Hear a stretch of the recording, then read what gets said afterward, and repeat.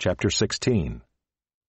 In the 17th year of Pekah the son of Remaliah, Ahaz the son of Jotham, king of Judah, began to reign. Ahaz was 20 years old when he began to reign, and he reigned 16 years in Jerusalem. And he did not do what was right in the eyes of the Lord his God, as his father David had done, but he walked in the way of the kings of Israel.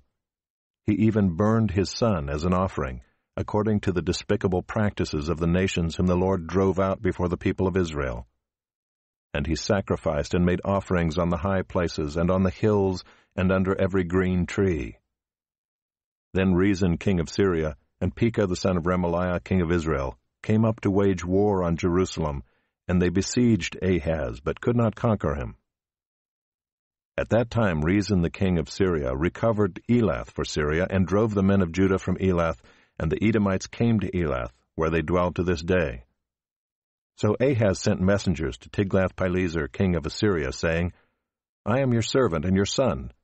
Come up and rescue me from the hand of the king of Syria and from the hand of the king of Israel, who are attacking me. Ahaz also took the silver and gold that was found in the house of the Lord and in the treasures of the king's house, and sent a present to the king of Assyria. And the king of Assyria listened to him. The king of Assyria marched up against Damascus and took it, carrying its people captive to Kir, and he killed Rezin. When King Ahaz went to Damascus to meet Tiglath-Pileser king of Assyria, he saw the altar that was at Damascus.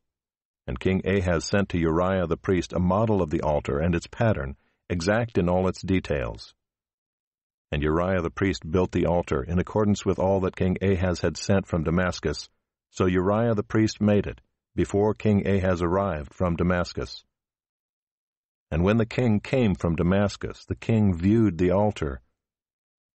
Then the king drew near to the altar and went up on it, and burned his burnt offering and his grain offering, and poured his drink offering, and threw the blood of his peace offerings on the altar. And the bronze altar that was before the Lord he removed from the front of the house, from the place between his altar and the house of the Lord, and put it on the north side of his altar. And King Ahaz commanded Uriah the priest, saying, On the great altar burn the morning burnt offering and the evening grain offering, and the king's burnt offering and his grain offering, with the burnt offering of all the people of the land, and their grain offering and their drink offering. And throw on it all the blood of the burnt offering and all the blood of the sacrifice. But the bronze altar shall be for me to inquire by. Uriah the priest did all this, as King Ahaz commanded. And King Ahaz cut off the frames of the stands, and removed the basin from them. And he took down the sea from off the bronze oxen that were under it, and put it on a stone pedestal.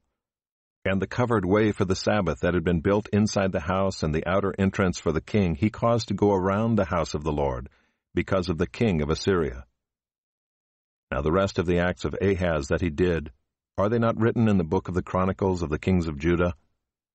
And Ahaz slept with his fathers, and was buried with his fathers in the city of David. And Hezekiah his son reigned in his place.